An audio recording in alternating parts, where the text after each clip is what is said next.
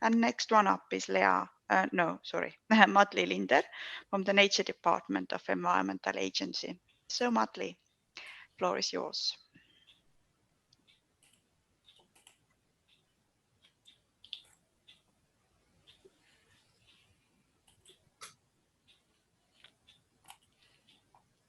So, hello everyone. I'm Madli Linder from Estonian Environment Agency, and thank you for inviting me here. In the agency, I'm dealing with biodiversity issues and ecosystems, and today I'm going to speak about how we conducted countrywide mapping and assessment of ecosystems and their services within last 2 years, and in the course of the ELME project that is led by Environment Agency. And here you can see all this core team that was conducting this work. So a couple of words about the ecosystem services concept. The concept is about ecosystems and the relations with socio-economic systems. That means that nature and ecosystems provide us with goods and benefits. People at the same time are impacting nature and ecosystems with their activities. When we talk about ecosystems, we can say that there are 3 main important components, that is extent, condition, and ecosystem services that they provide for us. And in the course of the work that I'm going to talk about in ELME project, we conducted assessment and mapping of these 3 components: extent, condition, and ecosystem services potential for 4 main terrestrial ecosystems in Estonia: grassland, wetland, forest, and agro ecosystems. So these 3 main components, first we had to create methodology for all of them, answer many questions like what to distinguish, which are the types, which are the services, what is condition, which are the data, methods, etc. And the results were base map, that is a map of ecosystems, a condition map of all these 4 ecosystems, and ecosystem services maps. And what we had in mind all the time, that all this work must be had to be countrywide. We had countrywide maps and assessments. All this work had to be, and the results had to be spatially explicit and detailed. Also, all this data, input data, as well as resulting data had to be accessible, available, and all this work has to be replicable, because we have to soon we have to start make new assessments already. And of course, all this has to be understandable and ecologically relevant. And for all this work, we used a lot of different various data sources, from field data and personal observations to remote sensing data, and very many different data sets and databases. And why did we do it? The users that we see are those that had to deal with spatial decisions. These materials and these results give support for spatial decisions, and all this work can be seen as a national knowledge base about ecosystems and the services that will be usable for everyone who is dealing with environmental accounting, environmental impact assessment, planning land use, planning green infrastructure, different kinds of reportings, environmental permits, etc. And all this could be base for assessing changes also in the future. So first, we composed the so-called base map, that is ecosystem types map. We established the classification rules, overlapping rules, aggregation rules, etc. We combined, we made base maps for all these ecosystems and then combined these base maps according to the overlaying priority. And this is an example of how complicated was the workflow for only creating the base map from grasslands. And here you can see the variety of the datasets and databases. We distinguished the three main classes for grasslands, that is historical semi-natural grasslands, other natural and semi-natural grasslands, and polluted open areas.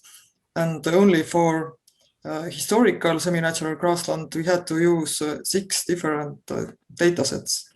These all datasets are valid, but still a little bit different. We had to combine them. It would be much easier to if there was one dataset. And other datasets and databases and data layers also, like Estonian topographic database, Estonian digital soil map, Linder data, etc. And resulting base map looks like this. We differentiated 46 types in the base map.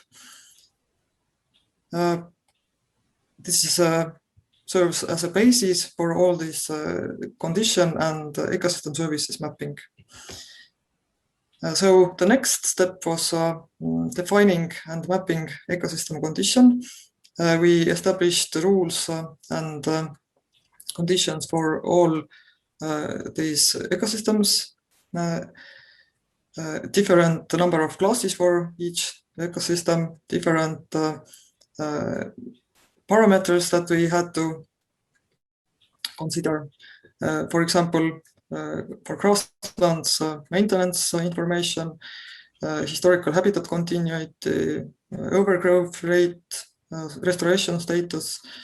In the case of forest, cutting information, also historical habitat continuity, stand composition, age, deadwood, etc. And in the case of wetlands, the most important thing to consider was the drainage, how far and how much drainage there were. And in the case of agroecosystems, the most important things to consider were the landscape elements. If there were landscape elements and how far their so-called buffers were, how much of these buffering zones were in the certain fields. And for all, to gather information for all these parameters or conditions, we also used very many different data sources, data sets, also remote sensing data, for example, for forests, to get information about the cuttings, clear cuts, as well as so-called partial cuttings. We used,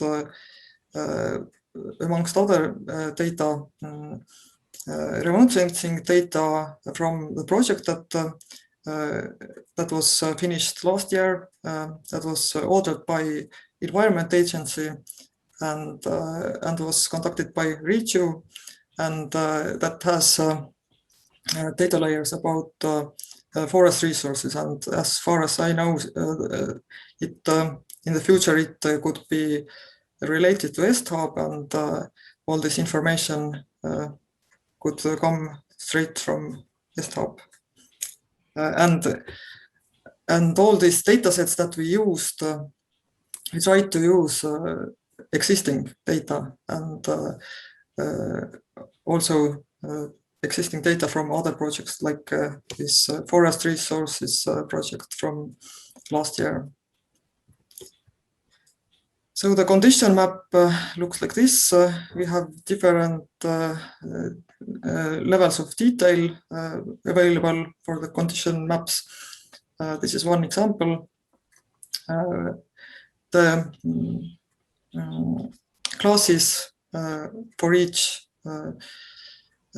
ecosystem, and yes, and this is an example of the condition of forest ecosystem, where we differentiated classes from A to F.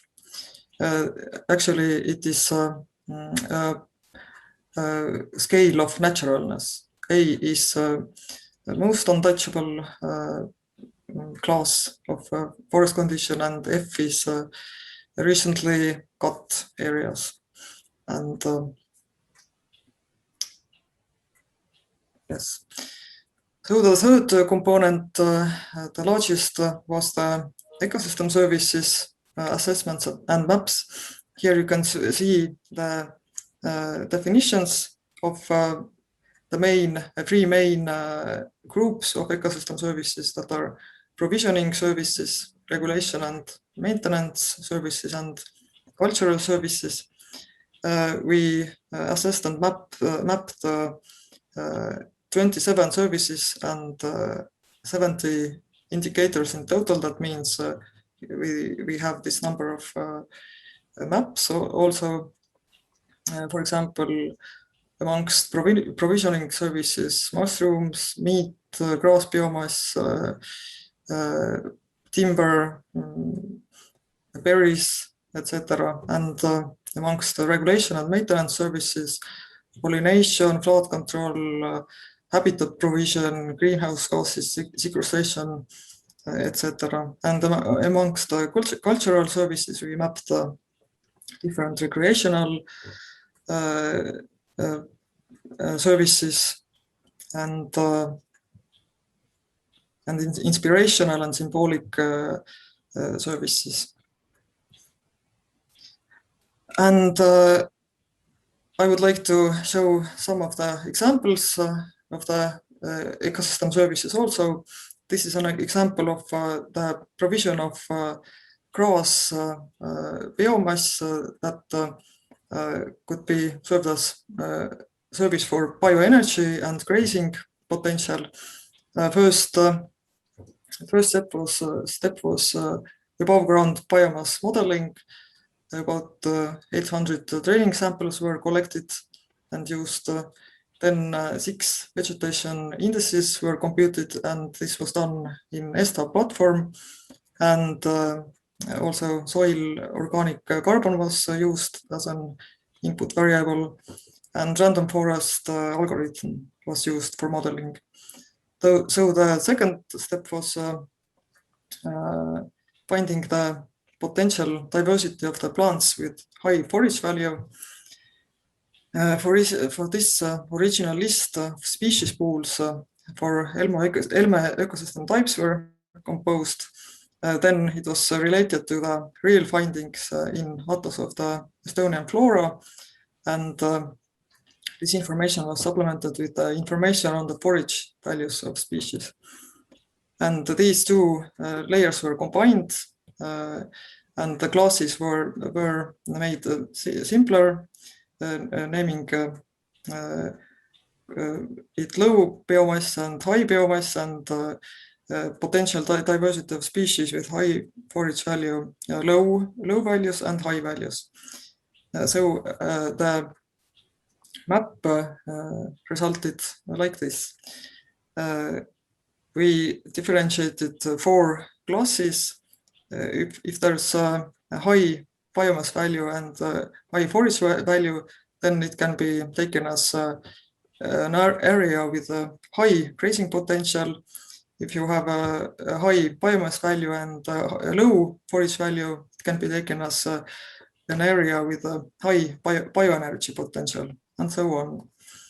So we can differentiate or find areas that are rather having grazing or bioenergy potential if we look at the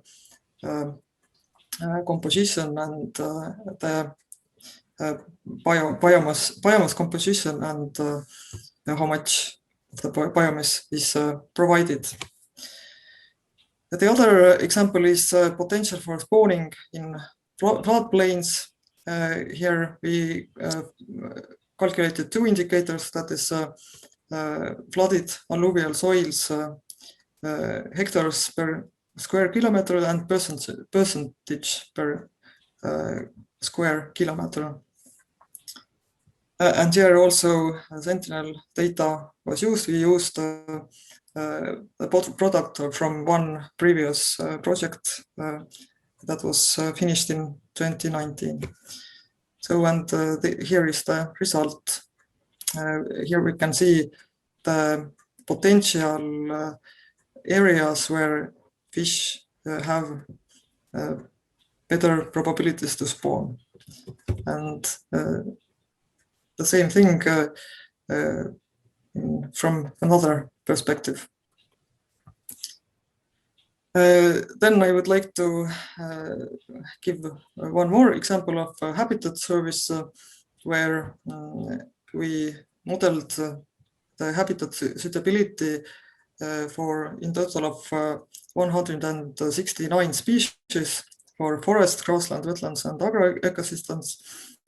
We used training data from different species databases. For modeling, we used random forest algorithm, and we made so-called stacked species distribution models. We used 59 input parameters from different data sources like soil map, canopy height model, topographic database, and also Landsat 8 images, etc. And here you can see the result. One of the results where is habitat suitability for 78 selected forest species. So it gives us information where biodiversity in forests is probably higher. And two more examples about habitat suitability modeling. It can be taken as the cultural service or natural symbols provided by ecosystems. And the habitats, this is habitat suitability for barn swallow from scale 0 to 1, and similar thing for cornflower, habitat suitability for cornflower. So about the future needs, we made a lot of data layers, but we know that they must be validated. So we definitely need a lot of new data and validation material, and ESTHub and satellite images are probably one good input to this. So we definitely have to enhance operativity for updating the assessments and maps. We want to make the system regularly updated, and for this we have to make it more effective, because in this work we had to do very much handwork and manual processing. So, and there are more specific needs, for example, detecting real flooding areas and regular flooding areas, because at the moment we had only data about 2 years, but it would be useful to have for other years also in the future. And so then we could have better information to detect valuable permanent grasslands and detecting semi-natural grasslands outside protected areas where we have very little information about them. Then one need is also for more effective detecting landscape elements among agro-ecosystems, because the information is quite hectic at the moment. Also detecting actual management practices of grasslands, and also detecting the use of pesticides, because at the moment we didn't get the information about spatial information about pesticides from anywhere, but it's an important aspect when assessing ecosystem condition. Also, we see the need to better differentiation about abandoned, recultivated, and currently used quarries, because this information was also very scarce. And also real boundaries of cutover peatlands and their condition. There are many, this information is also lacking, and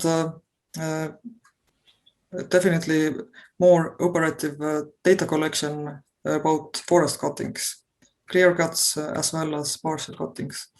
And in all these